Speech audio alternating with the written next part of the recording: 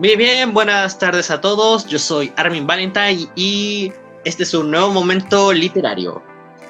Pero antes de comenzar, quisiera aprovechar la ocasión para presentar mis felicitaciones a Aarón, ya que a partir de este momento ha cumplido sus 18 años. Los que quieran aprovechar de dejarle un saludo pueden mandarle un mensaje en la caja de comentarios. Felicidades, Aarón. Y por otro lado, quiero darle la bienvenida a nuestro invitado, Arturo, escritor, poeta y licenciado de filosofía, dueño también del canal Con Colores Propios. Un aplauso para nuestro invitado. Gracias. Oye, candidato a concejal por Providencia, voten por mí. Tengo que decir eso porque ya me metí en esto. Así que... Bueno, candidato a Providencia. Aunque bueno, nosotros somos del Espejo, así que no somos de ese distrito. Ya me da lo mismo, la gente que escucha esto igual tiene que haber gente de Providencia, así que no importa, voten por mí. Si no viene Providencia, es la gente que vote por mí en Providencia. Así que ahí estamos. Mi lema es terrible fallo, porque no por nada en particular en realidad, porque eso, no sé, tengo la idea de que los delincuentes tienen que ser metidos presos por los carabineros y no al revés, ¿no? Cosas que se me ocurren. Sí, de hecho fue bastante ingenioso, ya que hoy en día el término facho llegó a un punto en que se terminó volviendo meme. No, ya es nada, pues. Ahora yo no tengo nada que ver con Mussolini, yo soy liberal, pero ni soy estatista ni nada por el estilo, pero sí me gustaría cosas como que el Estado tuviera el monopolio del uso de la fuerza, pero hoy día vamos a hablar de literatura, tengo entendido. Y me decías que el tema era la propaganda. Todo lo que es en el arte. Claro, el uso de la propaganda. Y esto, ambos enfoques, desde aquellos escritores que terminan utilizando su obra como medio para difundir propaganda, como se está dando hoy en día con el feminismo pop en el cine, pero al mismo tiempo aquellos que buscan criticar esta idea, demostrar lo nociva que llega a ser para una sociedad, debido a que se presta para manipular a individuos beneficio de un grupo político específico. De hecho, hace poco estuvimos con Aarón, ayer vimos el siguiente episodio de Shingeki no Kyojin, un anime súper popular, que precisamente entró en un arco de guerra, pero un arco de guerra bien contado. Ya no es Super Smash donde ponen al Lord malo malísimo y a todo su ejército y el protagonista heroico bueno buenito tiene que ganarle a todos. No, una guerra como se debe, con pujas de intereses, con política bien estructurada y sobre todo lo que es la propaganda. Cómo un grupo es manipulado bajo la idea de que son los salvadores en esta guerra y cómo al final terminan siendo los tontos útiles en pos de un grupo político en particular. Ahora, un ejemplo de esto en la literatura siempre ha sido el trabajo de George Orwell, específicamente 1984, la distopía social que nos muestra el lado más crudo del totalitarismo. De hecho, Arturo, en tu canal tú hiciste un video reflexivo sobre cómo nuestro estilo de vida se está pareciendo cada vez más a dicha obra. O sea, no es mío, el de igual, digamos, consta bastante. O sea, estamos encerrados en las casas. Sí.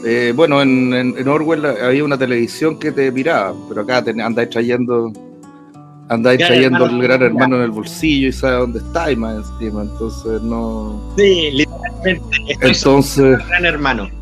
Estoy sosteniendo. Entonces eso cambia las cosas, digamos. O sea, Orwell se quedó corto.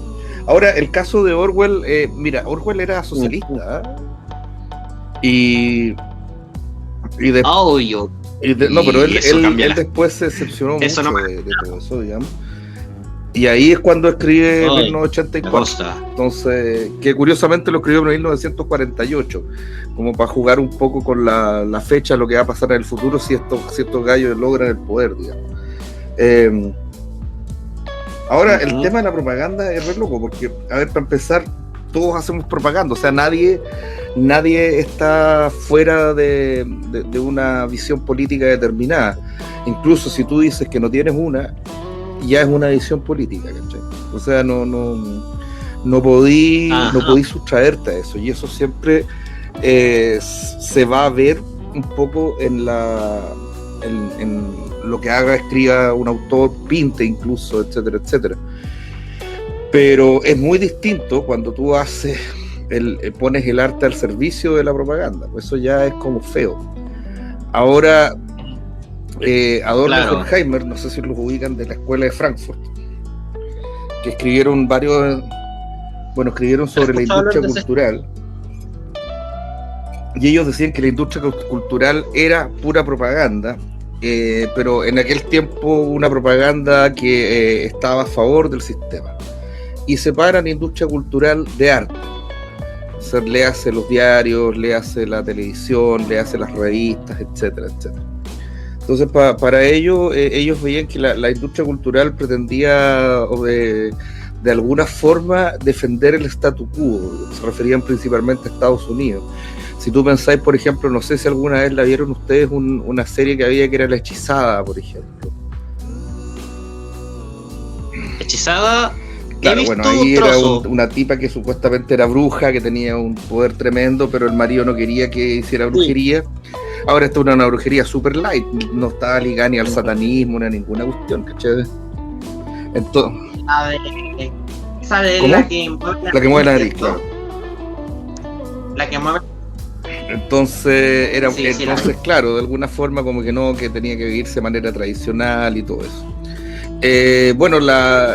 Adorno y Horkheimer rápidamente, por lo menos Adorno termina trabajando precisamente para la industria cultural y haciendo esta propaganda, pero esta propaganda conservadora, no pero claro. Estas ideas quedan en la izquierda y a través de un trabajo de muchas décadas, empiezan a meter primero la propaganda de las ideas de izquierda en las universidades, después de las universidades en los medios y después en el arte, al punto que estamos ahora en un punto que, por ejemplo, ser intelectual, ser artista es casi sinónimo de ser de izquierda.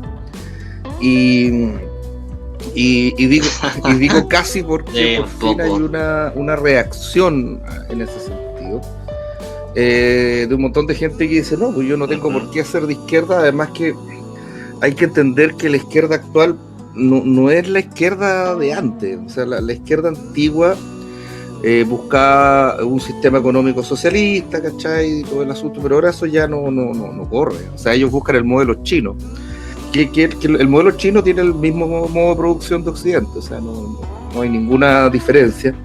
Sin embargo, tiene el sistema de dominación socialista. Entonces, ahora la izquierda actual es una izquierda bien curiosa, porque ya no es la izquierda que defiende los intereses de la clase trabajadora, sino que es una izquierda que defiende los grandes intereses de la gran industria contra los intereses de la clase media, la burguesía media, los pequeños empresarios, etcétera, etcétera. Y eso tú lo puedes ver ahora, por ejemplo, con el tema del COVID, que por ejemplo ya cerramos todas las botillerías, pero dejamos abiertos los supermercados.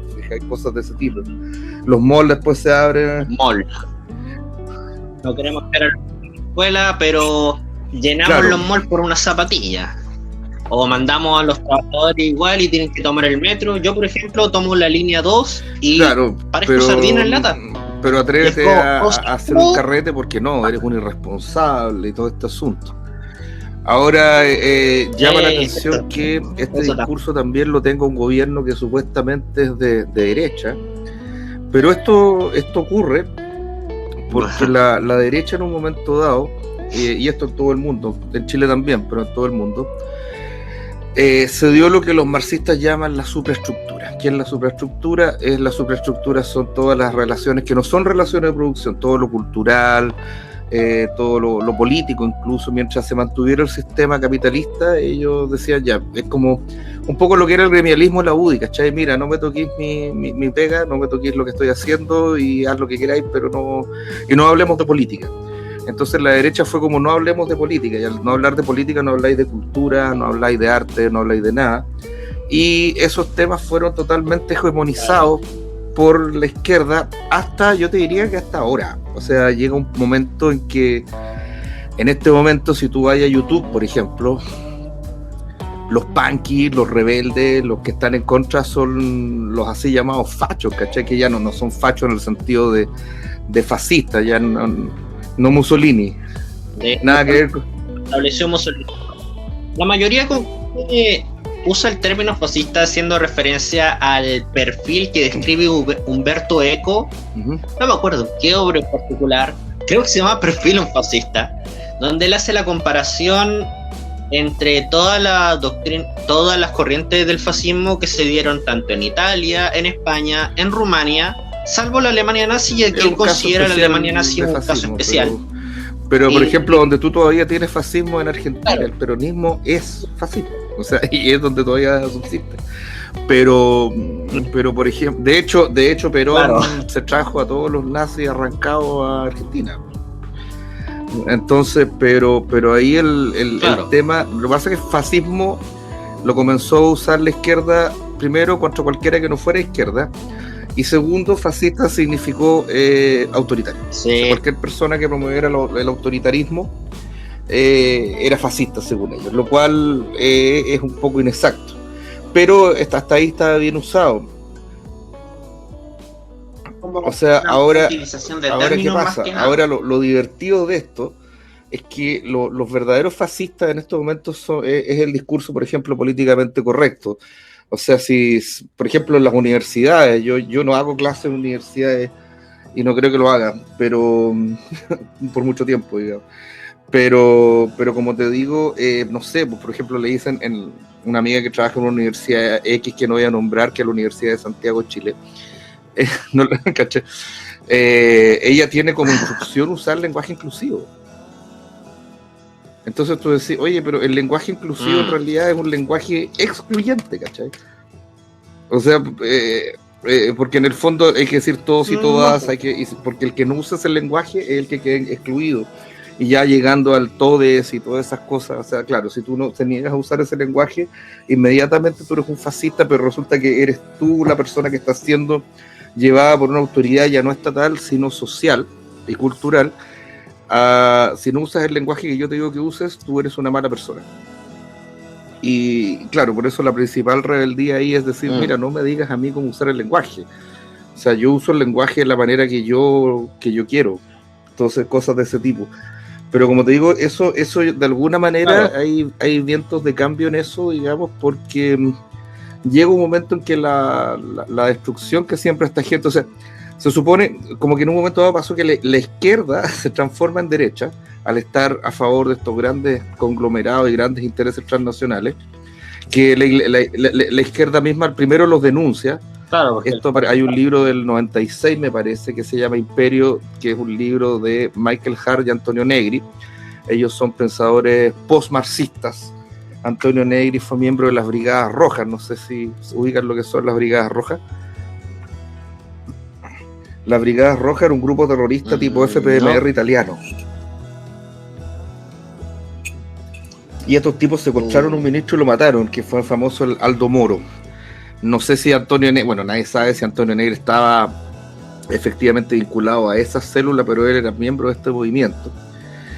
Y él con Michael Hart, ellos dicen, mira, ha aparecido una nueva forma de dominación, que ya no es el Estado, sino que es el imperio. Y este imperio es una mezcla de los estados, más organizaciones internacionales, más empresas transnacionales, etcétera, y todo eso es lo que ahora domina la sociedad, y entonces ya no habría democracia porque los estados tienen un rol bastante pequeño dentro de lo que es la estructura del poder actual.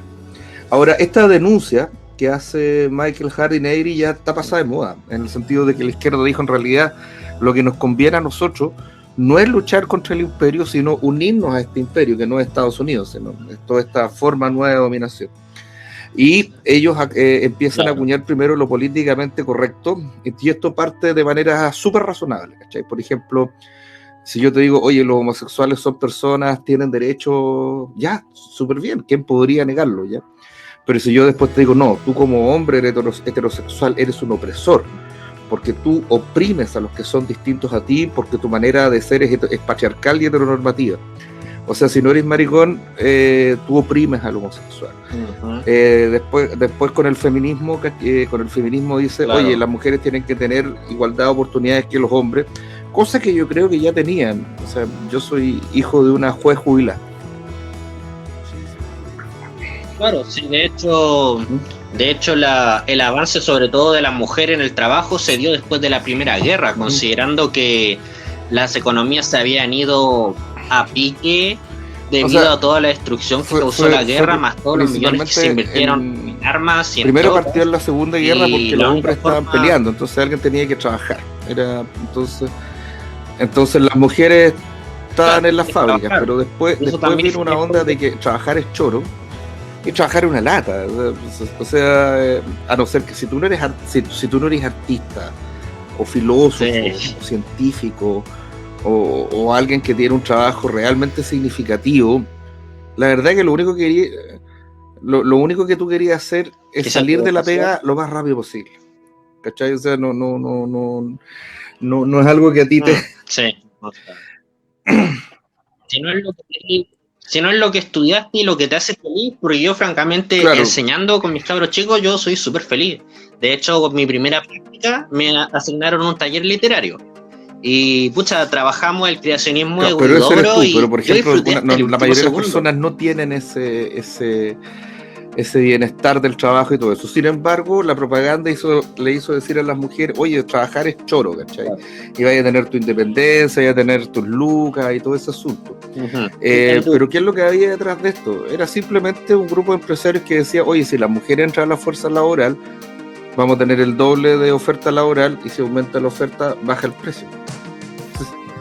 Y baja el precio, o sea, puedo pagarle menos a la productividad gente, también. Entonces, eso de alguna manera, entonces la izquierda empezó a plegarse a estos objetivos que no son precisamente objetivos que están de acuerdo a los intereses de las clases trabajadoras. Y ahí es cuando tú empieza a aparecer el facho pobre, que es el que se da cuenta de, oye, me están cagando, finalmente. Este tipo... Y ahí es cuando... No, entonces ahí inventan la categoría, eres un facho pobre, no, eres tonto. Igual, por ejemplo, artistas libres analizábamos el hecho, por ejemplo, no sé, por lo que hicieron con Plaza Baquedano, cuando la pintaron, aparece el director de no me acuerdo qué museo, y dice, no, al reparar Plaza Baquedano destruyeron una obra de arte. ¿Qué estás hablando? Esas son weas, eso no es una obra de arte. Entonces, todo esto es lo que Gramsci llamaba la cuestión de la hegemonía, ¿cachai? O sea, lo que era la hegemonía cultural burguesa. La hegemonía cultural burguesa era que los valores burgueses eran los valores de toda la sociedad, esto lo dice Gramsci. ¿Cuáles son los valores de burgueses? La familia, el trabajo, la honradez, todo lo que eran los valores tradicionales. Ellos los trastocan y ya no son los valores tradicionales, o sea, ya no son los valores dominantes, sino que ahora hay que buscar la igualdad, ¿cachai?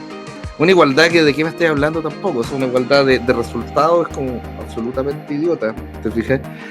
Entonces, por eso te digo, y todo esto en el fondo, la idea es desestabilizar individuos para que sean más dominables precisamente por esta forma de dominación global que es el imperio, que ya está acá. O sea, por ejemplo, un hombre que tiene familia, un hombre que ya sea como padre, hijo, hermano, que está vinculado a su entorno más básico, un hombre que tiene bastante más claros sus valores. Pero si tú tienes a gente que vive sola, que no tiene hijos, que no tiene familia, esa gente lo único que busca es pertenecer y va a tratar de pertenecer a lo primero que puede. Y eso de alguna forma lo que se busca. Y bueno, gran parte de, no sé si llamarlo arte, bueno, gran parte del arte y gran parte de la industria cultural tiene por objeto esta construcción, que es lo que nuestro querido amigo Félix Guattari llamaba la revolución molecular, que es destruirlo todo, que es una forma muy destructiva de revolución.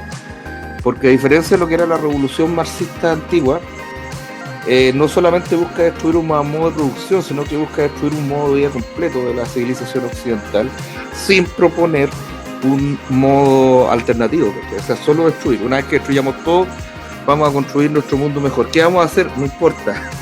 Por lo menos Marx tenía un proyecto. Marx al menos lo hacemos sobre la marcha. Estos locos no tienen. Básicamente. O sea, te dije, entonces es como bastante... Y en ese caso, por ejemplo, el feminismo es un poco lo mismo, ¿cachai? O sea, el feminismo no beneficia a la mujer. O sea, por ejemplo, ya... Nadie va a decir que no hay que meter preso a los violadores, a los hombres que matan mujeres. Pero resulta que ahora si tú miras más de 10 segundos a una mujer, eres un violador, porque la estás violando de manera simbólica. Pero si tú eres efectivamente un violador, como el tipo que mató a la Ámbar, ¿cachai? No, tú eres una víctima de la sociedad y hay que liberarte.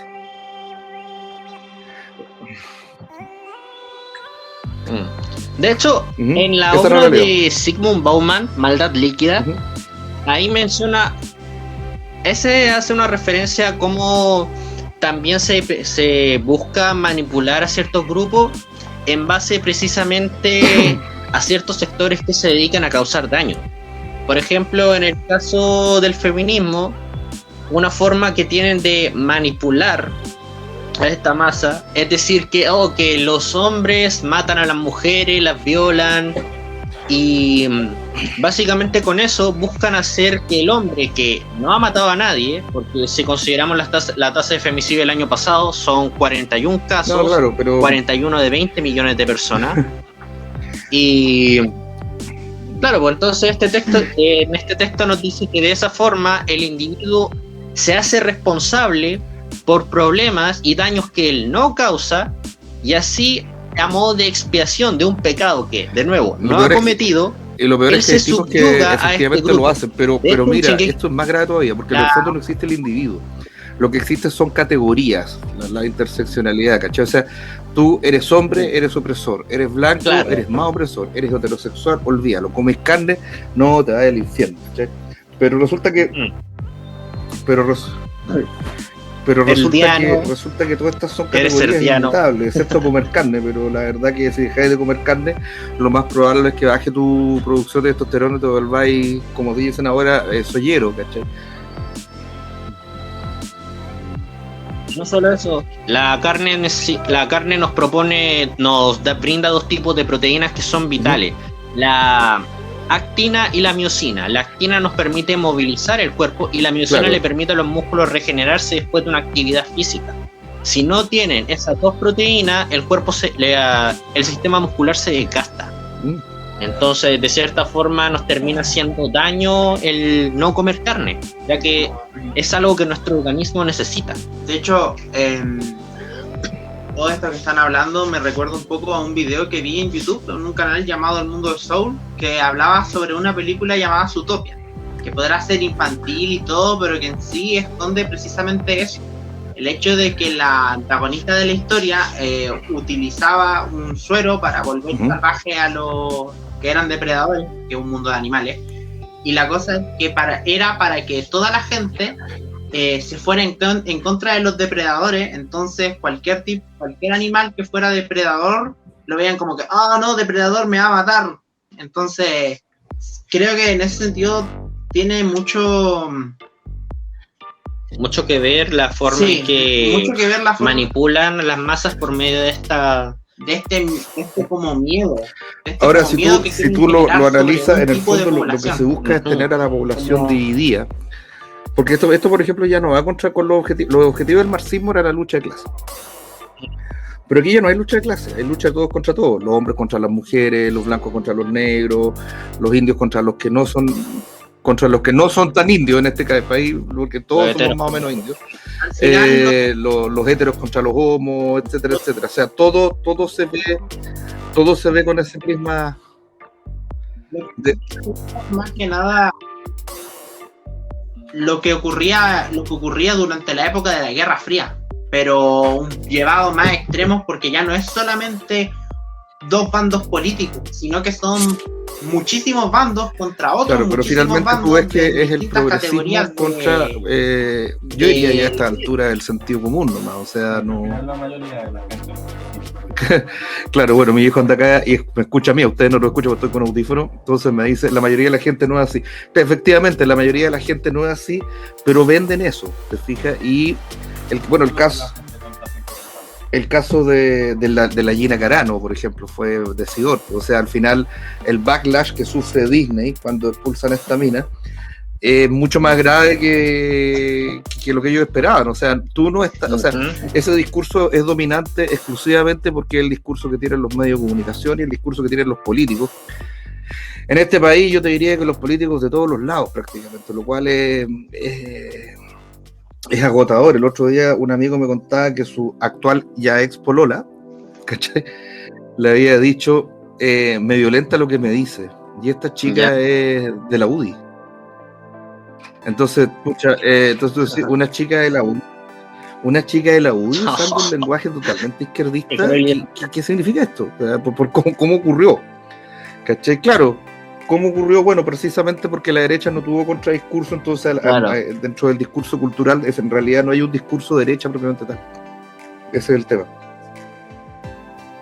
Salvo los discursos actuales de lo que se ha dado a llamar la nueva derecha, que para mí es re loco, porque yo nunca pensé, yo era un tipo más bien socialdemócrata, yo decía, mientras todos estemos bien, uno trabaje y uno prospere, wey, puta, está todo bien. Pero resulta que aquí hay una agenda que va más allá de eso, de alguna medida con la amenaza del apocalipsis del calentamiento global. Ahora, resulta que todas estas cosas son ciertas, pero se exageran. Sí, el calentamiento global es peligroso, pero no se va a acabar el mundo. Sí, hay un virus que produce una enfermedad que te puedes morir, claro, pero ese virus no es tan letal como lo pintan, ¿cachai? Hay otros virus... No es tal, o sea, es menos letal incluso que otras formas de gripe que andan dando vuelta, lo que sí es más contagioso, entonces, pero se exagera este asunto, entonces en el fondo ya todos encerrados en la casa, claro, todos a llevar mascarilla, todos a esto, todos a este otro, entonces tú decís, chuta, aquí lo que están haciendo con nosotros en el fondo es una suerte de domesticación y que entreguemos todas nuestras libertades individuales a un ente que ya ni siquiera es el Estado, sino que es un ente global. Y ahí, por ejemplo, tú ves el uso de los derechos humanos, ¿cachai? Que los derechos humanos son algo bueno, o sea, la Declaración Universal de los Derechos Humanos es de precisamente el 48 y es una buena declaración. Pero resulta que ahora los derechos humanos se oponen a las libertades individuales, claro, entonces resulta que alguien tiene derecho, por ejemplo, a quemar mi negocio. Yo me pongo en el lugar de este viejo del Hotel Principado, porque es muy parecido a lo que eran mis abuelos, que eran españoles, son estos típicos viejos que llegaron a Chile con una mano delante, una mano por detrás, ¿cachai? Y que pucha... Sí, de hecho, por parte de mi mamá, nuestra familia... Se tuvo que ir de España a causa de la guerra civil. Mi bisabuelo se vino antes de la guerra parte civil, de mi tatarabuelo. Bueno, de hecho él nació acá, se vinieron sus papás. Y era gente que venía a hacer negocio y que venía con un resto de plata, que partían de abajo y que después hicieron lucas y les fue bastante bien. Pero tampoco se volvieron millonarios. O sea, el dueño del Hotel Principado es un tipo que tiene como 4 o 5 negocios, pero no es Polman, no es Luxich, ¿cachai? O sea, es un tipo bien, ¿cachai? Entonces que vayan, claro, y que quemen el negocio, yo decía, pero resulta que si meten presa a esa gente, no, ahí importan los derechos humanos, pero bueno, ¿dónde están los derechos individuales como la propiedad, el derecho a la honra, el derecho al libre tránsito? Eso no se custodia por ningún... Por otro lado, es cierto que también el Poder Judicial en Chile se caracteriza por ser medianamente, bastante trucho. Es decir, hace poco dejaron en libertad a un tipo que disparó a vista y paciencia de todo el mundo a la gente que estaba protestando en el centro y simplemente lo dejaron ir. Pudo haber matado a alguien, el Poder Judicial fue educado con... primero hay una doctrina garantista, que primero lo más importante son las garantías del procesado, lo cual no es malo, pero se llevó a un extremo. Cuando volvió la democracia en Chile, había un señor que era ministro de Justicia que se llamaba Francisco Cumplido, que rebajó todas las penas, todas, para todo. Así, entonces llega un momento, no, la protección del delincuente es más importante que la protección, porque el delincuente de alguna manera es una víctima de la sociedad, etcétera, etcétera. Ya, pero ¿qué pasa con la gente normal, la gente decente? Esa gente queda desprotegida. Hay un autor que en este momento se me escapa, que acuñó el término anarcotiranía. Claro. La anarcotiranía es un momento en el cual los delincuentes y los terroristas no son ellos los perseguidos, sino que los perseguidos son la gente común. Y es curioso, es como ahora, por ejemplo, no, si andáis sin mascarilla te puedo sacar una multa, si salís fuera del toque de queda te puedo meter preso, si hacís una fiesta clandestina, lo cual el solo concepto es horroroso, ¿cachai? Fiesta clandestina, pues. Entonces, si hacís una fiesta clandestina te meto preso y te cobro unas multas enormes. No, pero si quemáis un hotel, si quemáis el negocio de una persona, si hacís una barricada no te pasa nada. Entonces tú decís, chuta, de alguna forma lo que hace eso es poner al lumpen como una nueva forma de control por parte del poder, no es decir del Estado, porque el Estado no es el poder en este momento. O sea, el Estado es totalmente, en este momento es totalmente poco práctico. Claro. Ahora eso de alguna manera pasa, no sé si tanto al arte, pero por ejemplo sí a la cultura popular, ¿cachai? Normalmente empiezan, no, estos son los malos y tenéis que ser rebeldes y toda la cuestión. Ahora, lo que sí están logrando, llega un momento en que no se puede trabajar, no se puede estudiar, no se puede vivir. Entonces los punkis pasan a ser los fachos, y es una cuestión muy divertida que tuve en YouTube. Ya los canales top, los canales choros, son los canales de la fachófera, ¿cachai? Una wea así como, esos son los weones que se ponen al orden. Como que la izquierda se volvió derecha y la derecha izquierda, ¿cachai? Entonces es una cosa muy, muy curiosa. Y bueno, esa es la lucha en la que estamos, y esperemos que... Mira, yo en lo personal, y esto es una fe prácticamente, creo que el ser humano no es ser humano sin libertad, y que la libertad es el valor supremo. Y esto porque si no hay libertad tampoco hay más valores. O sea, porque yo, para poder juzgar a una persona, si es buena o mala, esa persona tiene que ser libre y haber tenido la capacidad de elegir sus acciones. Si esa persona no es libre, yo no puedo juzgarla. ¿Cómo la voy a juzgar si no tomó decisiones? Entonces, por ejemplo, si yo voy y robo un banco a punta pistola, claro, me pillan y me meten preso, pero si resulta que aparece un tipo, pero yo mismo así, con un collar bomba, que me agarraron en la calle, pusieron un collar bomba, llego al banco con un bolso, le digo, ponga toda la plata aquí, o me van a hacer explotar, y a ustedes también, claramente yo no tendría ninguna responsabilidad en ese acto, ¿sí? Porque no estaría actuando con libertad. Entonces, cuando no hay libertad, digamos, me parece que el mismo concepto de ser humano pierde su razón de ser. Y por eso creo que es el valor supremo de los valores, ¿cómo llamarlos? Contingentes. No sé, la gente que cree en Dios dirá, no, pero hay valores más grandes. Dios, sí, pero aquí en la tierra es la libertad. O sea, lo único que tienes. Y lo que te permite buscar la trascendencia o perderte, ¿cachai? Porque claro, si no eres libre, ni te pierdes ni trasciendes, que te transformas en cosas. Y bueno, eso de alguna forma es lo que hizo Orwell, pero Orwell, como te digo, no lo considero una propaganda, sino que Orwell de alguna forma está denunciando su propia experiencia. Hay otras obras más propagandísticas, pero por ejemplo, todo lo que el realismo socialista, por ejemplo, todo aquí en Chile, por ejemplo, a mí me da mucha risa porque el primer libro que yo leí, el libro adulto, cuando uno es chico, tú de repente tú leís tu primer libro que no es para niños. Nuevamente entre los 9 y 10 años, te pasan un libro que no es para niños y que claro, no lo leí, y ahí como que tu mente como que despierta, ¿cachai? Y te transformaste en un lector grande y dejaste de leer, no sé, por la Caperucita Roja y todas esas cosas. Ya, Ana Karenina, bueno, en mi caso fue la Divina Comedia. A mí me pasó con Ana Karenina. Y, pucha, imagínate, la Divina Comedia, el infierno, el purgatorio, el cielo, toda la ola, ¿cachai? Y después llego al colegio Baldomero Lillo, Manuel Rojas. Ahora, esa gente eran propagandistas, ellos estaban en una internacional socialista de escritores, que no recuerdo el nombre en inglés, pero eran conocidos como los Wobblies, ¿cachai? Porque era Wall, no sé cuánto, Wobbly, ¿cachai? Entonces, ellos estaban metidos en eso, sobre todo Manuel Rojas. Eran escritores de propaganda, eran escritores que estaban con el realismo socialista, Nicomedes Guzmán, lo mismo.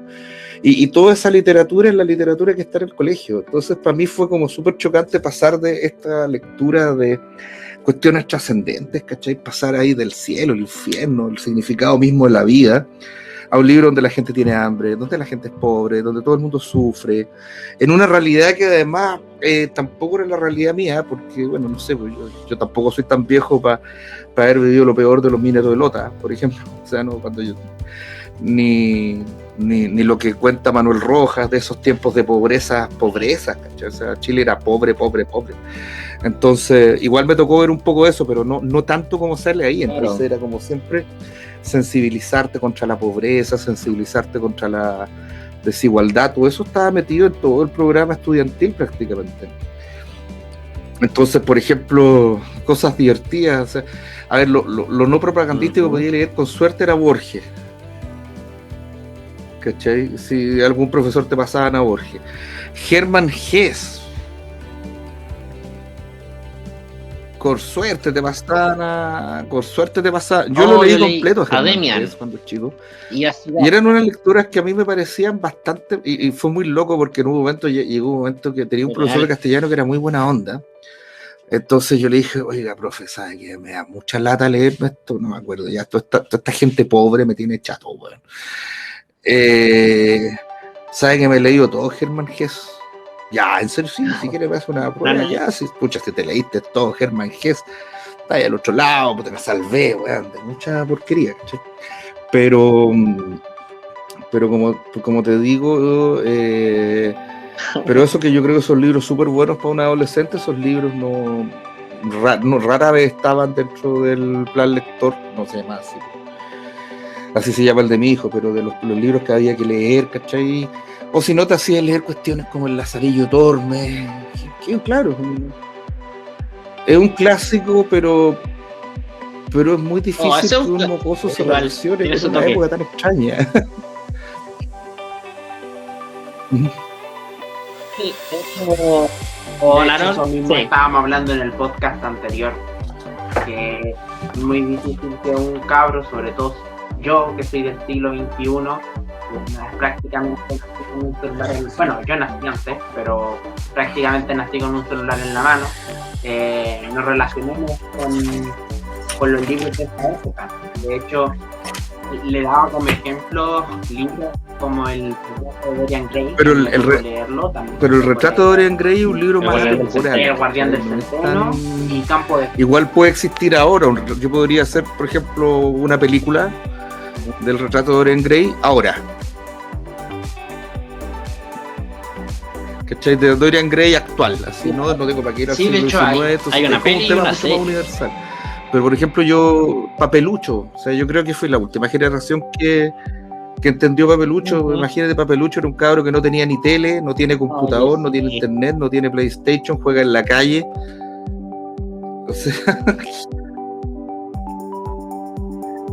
claro, entonces tú decís, creía que la costa era donde se hacían los chocolates Costa. ¿Cómo se relaciona ese cabro conmigo, por ejemplo? No se relaciona, no tienen nada en común, ¿cachai? Entonces ese tipo de cosas también, claro, por ejemplo, son importantes. A mí me pasa, por ejemplo, yo soy profe de filosofía, ¿cachai?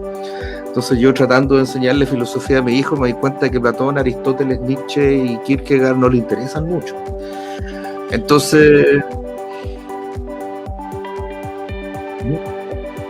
A no ser que yo suelo enganchar a gente con Nietzsche, les hablo del origen de la tragedia y hago referencia como en la dicotomía entre Apolo y Dionisio, Nietzsche le manda el palo de su vida a la dicotomía entre el héroe y el villano.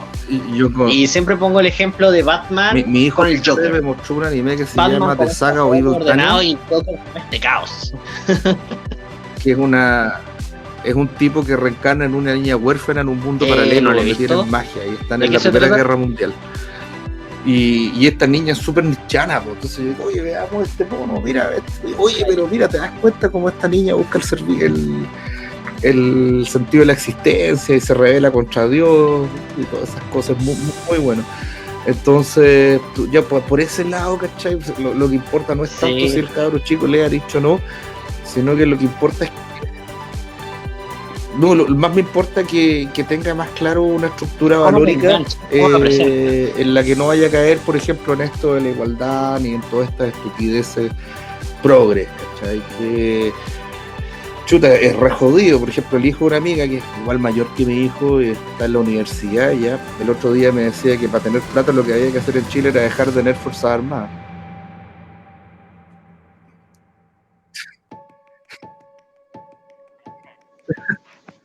Bueno, considerando todos los millones que le ponen al ejército, no es mala idea. Más que dejar de tener Fuerzas Armadas, yo por lo menos considero que debería igual no excederse tanto, porque igual una cosa es porque hay que pensar que antes de la Constitución de 1925, los militares igual les pagaban una mugre. Pero ahora como que la Constitución de 1980 dejó que la gran mayoría de todos los recursos del país se repartieran. No, pero no es tan así, que tienen un 10% del cobre, que no es poco, pero tampoco es tanto. Ahora el tema es que, mira, yo me acuerdo, yo estaba vivo en 1978, yo vivía en Valdivia, en el sur, y cachai que a todos los hospitales les pintaron cruces rojas en los techos, porque había un riesgo inminente de guerra con Argentina. Y de hecho estuvimos a un pelo de eso. Claro. Fue antes. Lo que pasa es que llegó un momento en que los argentinos cacharon que una guerra contra Chile, para empezar, tenía varios inconvenientes. Primero, el país está al lado. Segundo, esta guerra era por unas islas que están en el extremo sur de Chile, ¿ya? Y resulta que en el extremo sur de Chile y Argentina no hay cordillera, entonces no hay frontera en la práctica. Y la gente que vive ahí es chilena y argentina, o sea, están todos mezclados, entonces era como una guerra fratricida. Y por otro lado estaba la idea de que los militares chilenos, si bien en ese tiempo no tenían muy poco armamento, ahí es cuando aparece Cardoen, ¿cachai? Empiezan a fabricar armas acá porque no nos querían vender.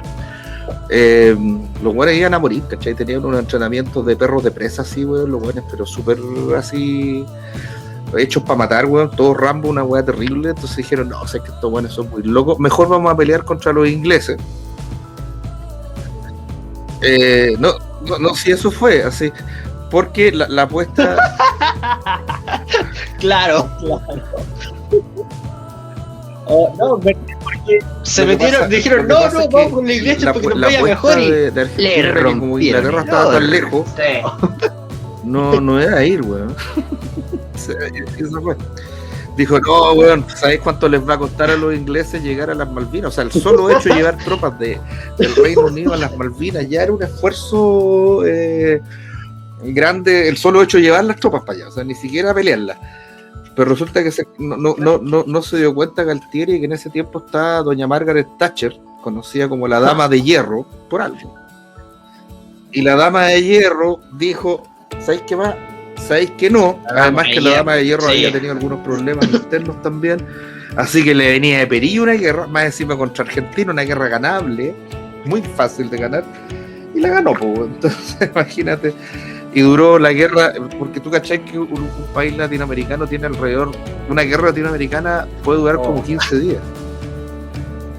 Porque si te sacaban las balas, cachai. Entonces tú no podís no tener ejército porque en cualquier momento, no sé, pues, a Leo Morales se le puede ocurrir que quiere de vuelta Antofagasta, a los peruanos que quieren de vuelta Arica, ¿cachai? Esas cosas. Y eso muchas veces tiene que ver incluso con la situación interna de los países. Nada mejor que una guerra para unir un país. Entonces hay que tener un mecanismo disuasor, porque el mundo es mundo, ¿cachai? Pero cuando alguien te dice, no, eliminemos las fuerzas armadas, no, démosle mar a Bolivia, ¿no? O sea, la gente, tú no te das cuenta con lo que pasaría si le damos mar a Bolivia, así, porque sí, güey. Sí,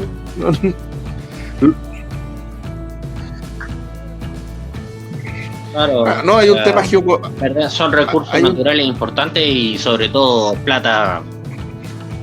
Hay un Chile, pero de ahí se recorta el impuesto, se entiende. Y bueno, lo otro, finalmente, si tú tenés gente próspera que gana plata, el Estado pierde su rol. Pues. Supongamos que yo tengo un seguro privado de salud. No necesito que el Estado me dé salud. Ahora, eso también, a mucha gente de los políticos también piensan, chucha, si la gente se vuelve demasiado independiente, no vamos a tener ningún mecanismo de control. Lo que en el fondo son la búsqueda de mecanismos de control, si eso es lo siniestro, no como antes. Y bueno, y como te decía, el arte forma parte de eso, o sea, forma parte de la propaganda para todos lados. Ahora, hasta no hacen...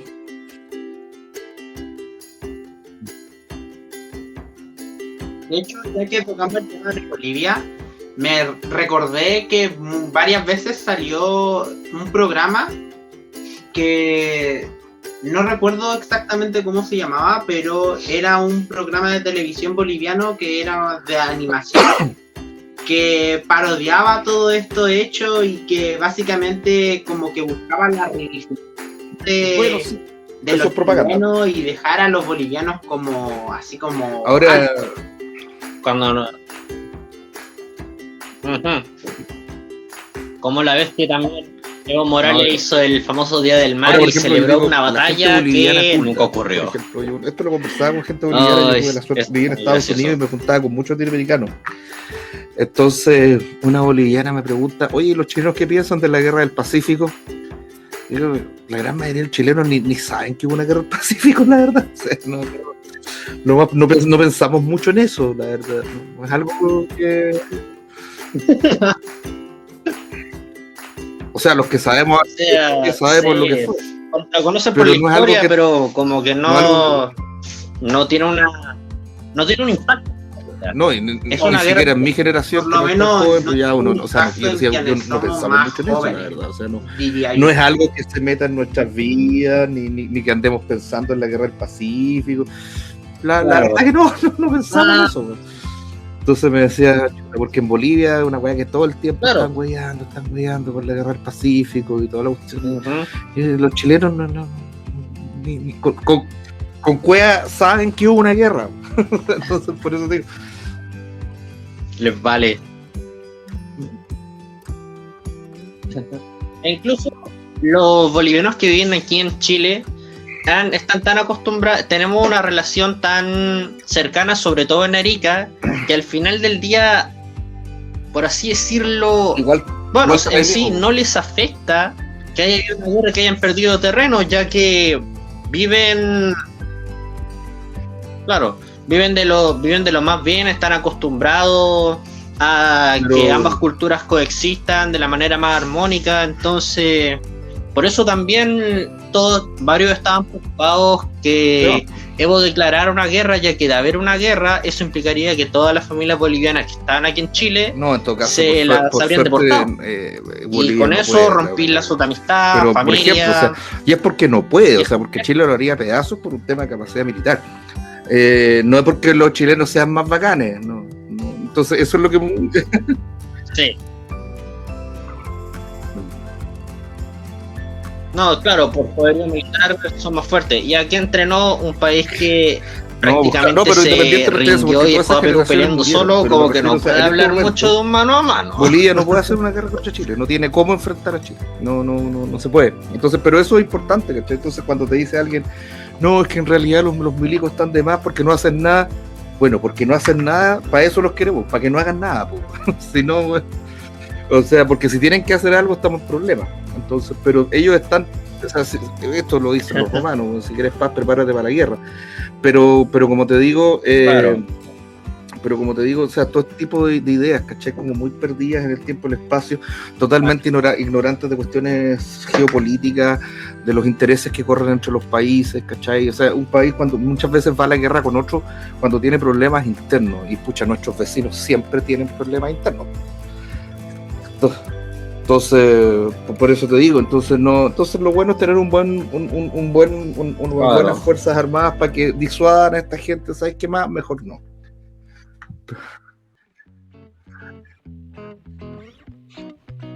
Yo creo que el problema que tiene la gente más con los militares ha sido por todos los casos de corrupción que han habido, sobre todo en los altos generales, y sobre todo porque igual muchos consideran que es igual un poco excesivo, o sea, igual como tú dices, reciben el 20% del cobre, el 10% del cobre. El problema es que como que reciben aporte un tanto y los chilenos excesivo. Se roban las weas. Y yo creo que en este caso... Y se roba el banco entero, o sea, no es que robe una wea. Tenemos un presidente que es un ladrón de banco, ¿qué voy a esperar? Entonces tú tenías ese tipo de cuestiones, bueno, pero es un problema de nuestra idiosincrasia, que no es un problema de los militares exclusivamente, pero por eso te digo, y eso es lo otro, o sea, si no hay una entereza moral es muy difícil que cualquier pueblo sobreviva, o sea, si todo el mundo se roba, todo el mundo se mata, si no hay un mínimo de orden, y un orden que la gente entienda que es orden. O sea, a mí me da mucha risa porque Villegas siempre dice lo que mantiene el orden es el miedo. Sí, pero también o sea, pero cuando tenéis la oportunidad, ¿cachai? Que no te van a pillar, robar, y siempre va a pasar que tengáis la oportunidad, weón, y que no te van a pillar y podéis robar, y si lo hacís, puta, al final igual empezáis a grabar todo, ¿cachai? Entonces no basta, o sea, sí está bien, pero no es lo único, ¿cachai? Y la probidad lamentablemente dejó de ser un valor acá, o sea, todos roban, o sea, el caso, por ejemplo, a mí me da mucha risa el caso de Giorgio Jackson en la izquierda, que ese weón es ya el cararrajismo mismo, y ese weón ahora se va a ir a estudiar a Inglaterra y se va a ir becado por el Estado de Chile. O sea, no te basta con robarte la plata, no te basta con decir que la donáis y te la donáis vos mismo, ¿cachai? O sea, es un chiste. O sea, por ejemplo, la otra vez una amiga, aquí yo vivo cerca de la iglesia del convento de Providencia, que es el que le da el nombre a la comuna, ¿cachai? Entonces, aquí reciben ropa usada. A mí me da risa porque vino una amiga y me trajo unas poleras del marido y me dijo, oye, ¿para qué las doné? Y yo las vi y dije, oye, las doné, pero a los Jackson. Me quedé con ella. Entonces hizo una donación Giorgio Jackson de las poleras de tu marido. Sí.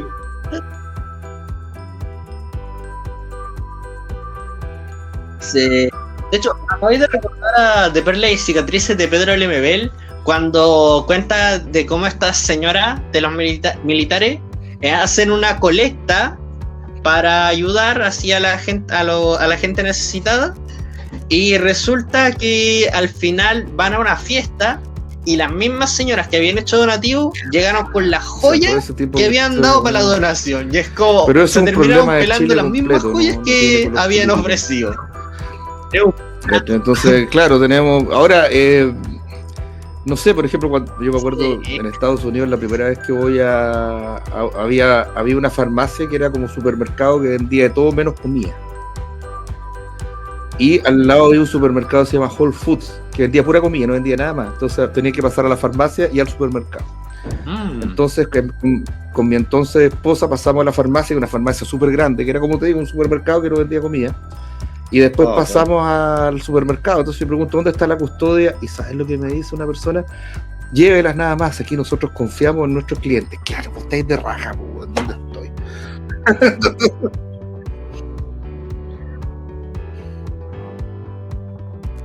Sí. De hecho, me acabé de recordar algo que pasó en mi trabajo. En el piso 3 está, bueno, ven todo lo que son boletes, cheque, y el ejecutivo con el que trabajo tiene un lápiz atado a una cadena. Y cuando yo voy por documento le tengo que firmar un respaldo, y un día le tiro el chiste de: acá en el banco depositamos su confianza, pero tenía un lápiz amarrado a una cadena. Y nos reímos por el chiste del mismo Fica. Y él me comenta, es que no te imaginas cuántos lápices se han robado. Y es como, no, en serio, claro, son esos bits que cuestan 100 pesos. Y es como, ¿quién se robó un mugroso lápiz? Pero, por ejemplo, la propaganda de Chile, digamos, de la literatura chilena, es que no, los ricos son los únicos que roban, te están robando a ti. Si tú trabajas, te están cagando, porque te están... siempre te están cagando con la plata y todo el asunto, y eso no es tan así. Entonces, pero por eso te digo, y claro, y da como lata. Entonces, por ejemplo, no sé, pues, o sea, el arte construido de ahora, por ejemplo, no sé, pues, todo el mundo tiene que tener algún tipo de experiencia gay, porque si no eres ñoño, no sé, weá, ese tipo, ¿cachai?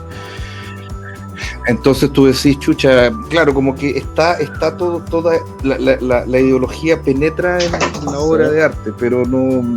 Ahora, eso no está mal en sí, o sea, no.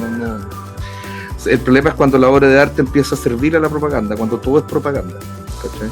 Por ejemplo, yo escribí una serie de cuentos de terror, y esta serie de cuentos de terror está basada en todo lo que pasó aquí en Plaza Italia, que yo vivo súper cerca, ¿cachai? Entonces, por suerte no en la Plaza Italia misma. Y a mí me pasó que cuando veo todo lo que pasa acá, y de hecho había amigos míos que ya no son amigos míos, metidos en toda esta cuestión, y yo le decía, oye, ¿pero tú te das cuenta de que estáis destruyendo la economía? No, pero es que Chile despertó, Chile tiene que cambiar. Oye, pero tú sabes que no hay nada más cobarde que $1 millón, ¿o no? O sea, estos millones de dólares están saliendo, arrancando en este momento, le digo yo. O sea, toda la plata se está yendo a Chile ya.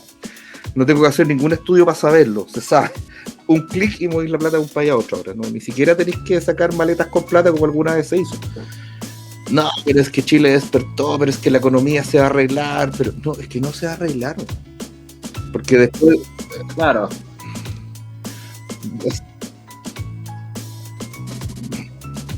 Igual, justo... Aunque si hablamos de todo lo que fue el estallido, hay que considerar todo... O sea, no. Todo el repertorio de condoros que las negligencias de Piñera, no solo de Piñera, y de la concertación de todos. Más que echarle la culpa a ciertos sectores políticos. Pero fíjate que Chile hasta el 18 de octubre igual funcionaba. Yo podía trabajar independiente, ganar mi plata y estar y después de eso no, ¿cachai? O sea, fue como chucha, ¿qué hago ahora? Pasaron meses que no ganaba y lucas, tuve que meterme a trabajar a Corner. Y entonces tú decías, chuta, esta cuestión no está bien, pues. O sea, no, estos tipos supuestamente están luchando por mejorar la calidad de vida de los chilenos y la mía la bajaron, ¿cachai? O sea, la respuesta, si tú creéis que hay corrupción, si tú creéis que efectivamente las cosas no estaban bien, porque efectivamente no, estaban la raja, estaban mejor que ahora, la respuesta no es destruir más. O sea, es como... Claro, y más aún... Eso es cierto. Ya después empezaron a ir al chat. Sí. Porque de marchar pacíficamente a la marcha de los profesores, yo fui con Aarón y bueno, toda la familia. Y fuimos... No todos. Bueno, no todos, pero no fuimos a tirar piedra, no fuimos a andar rayando... O sea, lo único que hice fue andar con mi cartel diciéndole, ministra Cubillos, ¿cómo le explico a un niño de cuarto básico que tú no sabes nada de educación? Supermercados muchos cerraron y no y van eso a fue volver todo, a abrir. Y toda la gente que trabajaba ahí ya no tiene trabajo. Toda la gente que se abastecía en esos supermercados ahora tiene que ir más lejos a abastecerse. Echaste a perder la calidad y después viene la pandemia, wey, donde hay una crisis de abastecimiento, wey. Y ya, chuta, claro, o sea, entonces, sí, bueno, o sea, hay algo que no tenéis claro, no podéis destruir el país para mejorarlo. No, mal. ¿Te fijas? Y lo otro, tenéis que entender quién tiene la culpa. A lo mejor puede que la culpa la tenga la gran empresa Walmart, ¿cachai? Porque puede que va de impuestos. Pero resulta que la culpa no la tiene el gerente del supermercado, de la sucursal, ¿cachai? Que es un tipo que normalmente partió trabajando de cajero, weón, y que al final llegó a ser gerente del supermercado, weón, y que aparece en una foto con su corbatita, no sé, pues, celeste si es del, ¿cómo se llama? Del líder, o verde si es del Jumbo, ¿cachai? O roja si es del Unimark, ¿cachai? Y un tipo que está todo orgulloso ahí de que logró por fin, weón, subir y le quemaste el supermercado y dejaste a ese weón sin pega, weón, y a todos los que están debajo, o sea, lo logré.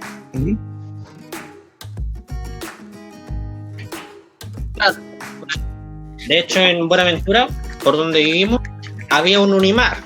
Lo quemaron. Y fue como, weón. No era un Unimar, era mayorista. Eso, mayorista. Que ahí te das cuenta, por ejemplo, eso sí, no eso ¿para qué? Un estallido social, ahí ¿para qué? ¿Con qué fin? No es que la señora Juanita un día se levantó con los bochornos de la menopausia, weón, y dijo, voy a quemar 70 estaciones del metro. No, eso no sucedió así. Esto fue planificado. Y curiosamente pasa después lo mismo en Estados Unidos con el Black Lives Matter, ¿cachai? Y todo este tipo de cuestiones. Y resulta que lo que está detrás de esto y es básicamente un plan global de dominación, y entre medio aparece la pandemia.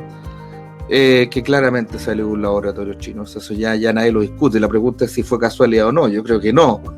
Ahora me dicen, sí, pero ha muerto gente en China, ya, pero a los chinos, para lo que les cuesta matar a su propia gente, no es primera vez que lo hacen, ¿sí? Entonces tú decís, chuta, y después viene toda esta cuestión del foro de Davos, de la nueva normalidad, ¿cachai? Del gran reseteo, vas a ser más pobre pero más feliz, vas a comer menos carne, no vas a ser dueño de nada. Entonces, chuta, y entre medio de la Agenda 2030 de la ONU, ¿cachai? Que se empieza todo esto a acelerar. O sea, claramente que hay un plan que, o sea, se usa el descontento de la gente, que es real, pero se exagera y se lleva a extremo, y después viene el paso siguiente, te das cuenta, esta es una crisis de la democracia no funciona, necesitamos una forma más autoritaria de gobierno. La gente empieza a pensar eso, se pierde la fe en la democracia, se pierde la fe en las libertades individuales y es más fácil dominar un mundo de esa manera. Ahora, y estos planes ya están, ¿cachai? Y no son teorías, o sea, si tú miráis la página del Foro de Davos, lo dicen, güey. El Foro de Davos, también conocido como el Foro Económico Mundial, es un foro donde hay un montón de gente que tiene mucha plata. Eso es, ¿cachai? La ONU tiene cuestiones muy parecidas a lo que dice el Foro de Davos, y la ONU está en este momento completamente manejada por todo este mundo progresista que a su vez se alía con estas grandes empresas. Es decir, el otro es George Soros, que a veces se exagera su importancia, pero no deja de ser la Open Society Foundation, que es su sociedad cuya página dice que va a ayudar a todos los movimientos feministas progres del mundo porque considera que tiene que haber justicia, o sea, bueno, lo dice. ¿Cachai? La Fundación Rockefeller, la Fundación Ford, no me acuerdo, la Fundación Carnegie, la Fundación Carnegie es la que financió a Judith Butler. Uh-huh. No sé si la Judith Butler es la que inventó la teoría de género. Entonces tú decís, chucha, pero resulta que no era de izquierda, está bien así, pero ¿por qué la está apoyando entonces el gran capital, que es la Fundación Ford? ¿Por qué la financió? A través de otra fundación y todo eso. Y tú vas al prólogo del libro y la mina te dice, me financió tal fundación, y tú vas a esa fundación y ves cuáles son sus mayores sponsors, todo esto está online, y te va a decir que es la Fundación Carnegie. Entonces tú decís, chuta, ¿qué está pasando acá? O sea, ¿por qué los grandes capitales están financiando las revueltas en todo el mundo? Entonces,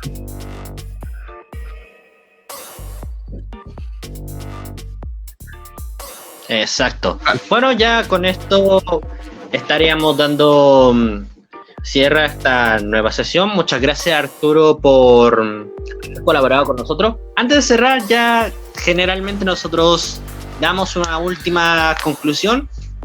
Aquí ya de mi parte puedo concluir que en parte ya, en el caso de lo que es la literatura, no es solamente que la ideología se difunda propiamente tal, sino que, como decías, está todas estas manos, estos intereses, tanto económicos como políticos, con lo cual buscan usar al arte, a la escritura, como el medio para poder difundir sus ideas. E incluso un artista tal como mencionabas, el artista también verdadero va a ser independiente, ¿cachai? No va a poder evitar va a usar este espacio para difundir sus ideas. Pero ahora, con todo este fenómeno de la deconstrucción, recomiendo la lectura de las cartografías del deseo y la revolución molecular de Guattari, porque lo dice.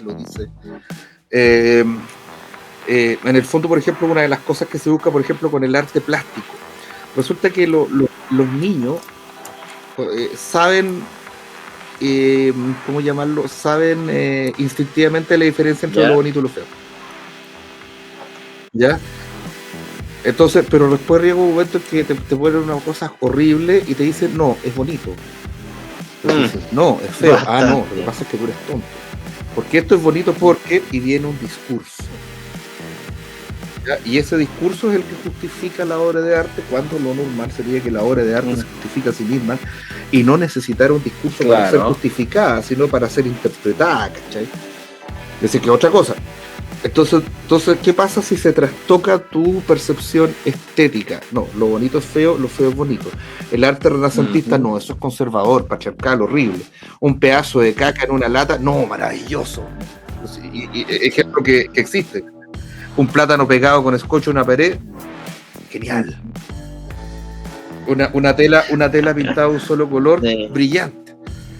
La Mona Lisa, no, esa weá anticuada, no sé cómo se llama. Entonces, por eso te digo, eso es lo que busca, más que propaganda en el sentido de difundir ideas, es deconstruir tu sentido estético. Cuando tú deconstruyes tu sentido estético, también rompes tu sentido ético, que también es una cuestión natural al ser humano. El ser humano tiene una ética natural independiente. No hay para qué estudiar filosofía para distinguir esto es bueno y esto es malo, ¿cachai? O sea, eso no es. lo que hace la filosofía es refinar esto y llevarlo más lejos, pero los niños lo tienen clarito, un niño de 4 o 5 años ya cacha, esto es malo, esto es bueno, esto me duele, esto no me duele, etcétera, etcétera.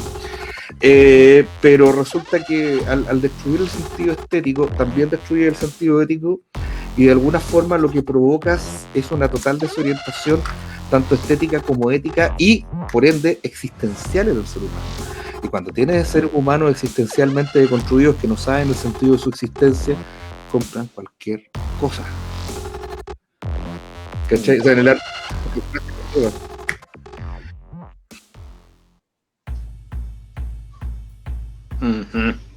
Bueno, ok, ya, Aarón, ¿cuáles serían tus conclusiones? Yo creo que mis conclusiones, tomando en cuenta sus dos ideas, que si un artista quiere, no sé, tener su propia y quiere imponer sus ideales, por así decirlo, en una obra, que este artista debería ser algo más independiente y no ligado a, no sé, algún... Bueno, como tú dijiste, Arturo, nadie está desligado a la política, pero no hacer obras bajo los intereses de otras personas X y no caer en la propaganda, sino que como este autor que mencionaron. Ahora, lo interesante, más que nada, mira, si la obra habla, algo si la que obra por está sí ocurriendo algo, y que es una realidad. Está bien, pero si la obra requiere de un texto que la explique, ya ahí tenéis que sospechar. O sea, piensa tú que el arte renacentista también era propaganda, ¿cachai? Si estos tipos no pintaban lo que se le tocado. No estaba muy feliz Miguel Ángel pintando la Capilla Sixtina, él decía, yo soy escultor, que tengo que estar pintándole techo a este weón, ¿cachai? No, serio, sí, lo hizo muy a regañadientes, ¿cachai? No fue muy feliz. A él no le gustaba pintar. Para empezar, eso no lo sabe. Él consideraba, él era escultor, Miguel Ángelo, escultore. Entonces no le gustaba pintar. El Papa lo metió en esta cuestión, ¿cachai? A pintar el techo, el gallo estaba, para empezar, aparte que era terrible, porque el tipo tenía que acostarse de espaldas y pintar para arriba, ¿cachai? La única forma de pintar un trabajo enorme, penoso, que él además no le gustaba hacer, pero resulta que el techo en la Capilla Sixtina habla por sí solo, no requiere un texto explicativo, ¿cachai?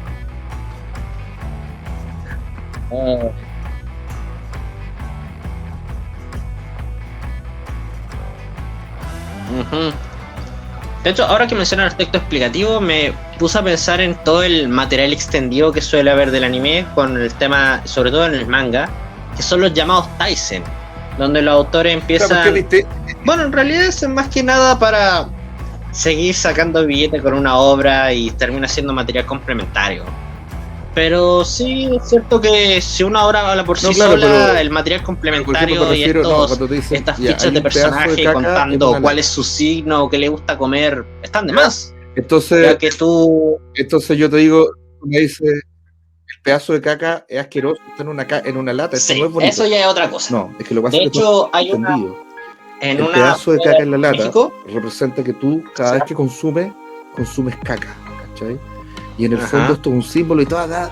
Ahí recién entendí la obra, filo. Si no tenía ese discurso explicativo, la obra no tiene sentido. Ahora, es distinto las interpretaciones. O sea, de algo tienen que vivir los pobres profesores universitarios. Entonces, claro, los buenos escriben, porque tú, no sé, pues cuántos. Ya, Ana Karenina. Yo te aseguro que hay más páginas escritas sobre el libro que el libro mismo. Pero resulta que tú no necesitáis leer a ninguno de esos hueones para entender el libro. No sé si me explico, ¿cachai? O sea, claro. Entonces, esa es la diferencia. O sea, siempre va a haber, no sé, había una película que se llamaba De vuelta al colegio, muy antigua. Exacto. Que el protagonista es un viejo que el hijo está en la universidad y el hijo dice que no quiere seguir estudiando. Entonces el papá le dice, pero ¿cómo eso tú tienes que estudiar? Y el hijo le dice, pero tú no estudiaste en la universidad. Y el papá le dice, claro, yo no estudié en la universidad, pero es porque yo no pude. ¿Y sabéis qué más dice el viejo? Debería estudiar en la universidad, ahora se mete el viejo a estudiar. Y el viejo ya totalmente en otra, entonces de repente le hacen hacer un trabajo sobre un escritor que efectivamente existe, que es Kurt Vonnegut. Entonces este gallo no hace nada mejor que contrata a Kurt Vonnegut para que escriba el trabajo de Kurt Vonnegut. ¿Ya? Y resulta que al tipo le da mal el trabajo. Entonces, ¿qué le fue mal? Porque resulta que Kurt Vonnegut sabía escribir como Kurt Vonnegut, pero tenía la menor idea de toda la tradición interpretativa que se había hecho sobre su obra. Era una idea, ¿no? Entonces después aparece y hace un cameo Kurt Vonnegut. ¿Cómo está? Hay que hacer el trabajo sobre Kurt Vonnegut, sí, y tocan el timbre así. Don Kurt, por favor, pasa. Y el otro no puede creer, es Kurt Vonnegut, sí, Kurt Vonnegut. Y después, claro, le da mal. Entonces, claro, una cosa es que hayan textos explicativos, literatos, intérpretes y todas esas catervas de intelectuales parásitos que tienen que comer. que tienen que comer, güey, yo entiendo, pero otra cosa es que, si no, o sea, que una obra no pueda que ese mismo intérprete sea el artista. ¿Me cachai? El artista ¿entendido, no? Si el mismo intérprete del artista, y si tú no podías entender la obra, eso no es porque el artista te explica lo que significa, está ahí mal. Bueno, eso es cierto. O sea, no sé, tú has hecho taller literario, lo primero que uno le dice cuando ya, sobre todo los talleres narrativos, que normalmente son, como es largo, se analiza un texto por sesión. Entonces, primera regla, el autor no habla. No, pero es que yo quería decir, weón, no está en el texto, no me expliqué, weón. ¿Cachai? Si no está en el texto, no está en ninguna parte. En la obra. Y si tú lo quisiste decir y no lo dijiste, bueno, reescribe esta cuestión, porque ahí no está, ¿cachai? Entonces, claro, no, pero es que tú decís, oye, aquí hay una parte que no, es que ahí lo que pasa, weón, el texto no lo hizo, no me lo estoy explicando, está malo. Sin embargo, en el arte contemporáneo es como un montón de weones que te van a explicar y lo que te venden es la explicación. Es una weá como totalmente al revés de lo que uno aprendió. O sea, yo me acuerdo típico, en los talleres literarios que yo participé, era la regla fundamental, usted el autor, cállese. Claro. Oiga, pero silencio. Usted es el autor, usted no puede hablar. Ya habló, ya dijo lo que tenía que decir. Nosotros hablamos ahora para ver si su texto dice algo para nosotros. Ya usted ya hizo el texto. ¿Qué más quiere? No tiene más derecho a hablar. Y eso se pierde. Entonces todo ese tipo de cosas. Y en este momento, no sé, mira, yo estoy en una organización que se llama Artistas Libres. No sé si han visto los videos. Tienen un canal de YouTube, una página web, artistaslibres.ar y todo eso. Y la idea, el plan de Artistas Libres me tiene súper contento porque la idea es, bueno, hagamos arte de verdad, hagamos poesía, esto partió de pintores, fíjate, los que partieron con esta idea fueron los pintores. Los pintores en un momento les tocó justificar lo que estaban haciendo y dijeron, chucha, puta, necesitamos un filósofo, güey. Oye, güey, somos de Artistas Libres, necesitamos, esto queremos decir, ¿podís redactarte esto? ¿Cachai? Y me llamaron a mí y a otro loco que es Rodolfo Silva, que es lingüista, y entre los dos hemos hecho un poco la declaración de principio de este asunto para irnos en la parte teórica de lo que queremos hacer en cuanto a arte en general, pero cada una de las obras de arte que está ahí por sí misma, ¿cachai? O sea, no es, explicamos lo que busca el movimiento, pero no explicamos cada obra, no es eso lo que hacemos.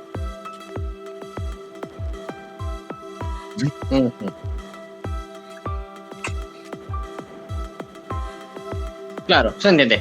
Bueno, chicos, ya con esto estaríamos cerrando esta nueva sesión. Aprovechamos de dejar nuestros canales de YouTube y nuestras redes sociales para que nos sigan. En mi caso, pueden buscarme como Poesía con Armin en YouTube, además de Momento Literario. En el caso de Aaron, en su canal de y con Arturo, como mencionamos, con colores propios y el grupo de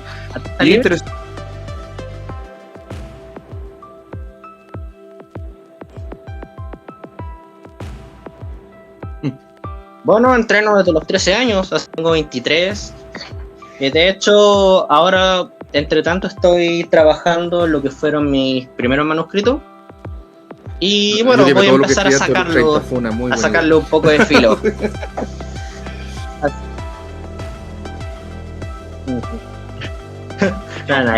Bueno, con esto ya estamos cerrando. Muchas gracias, Arturo, por participar. Que voten por mí en Providencia. Creo que... ¿Qué cosa? Claro. De verdad, espero que podamos seguir colaborando en unas próximas ediciones. Así que, gracias. Bueno, este ha sido Arturo. Un aplauso para Arturo. Y bueno, ya sin nada más que decir, espero que tengan un lindo día. Que yo se lo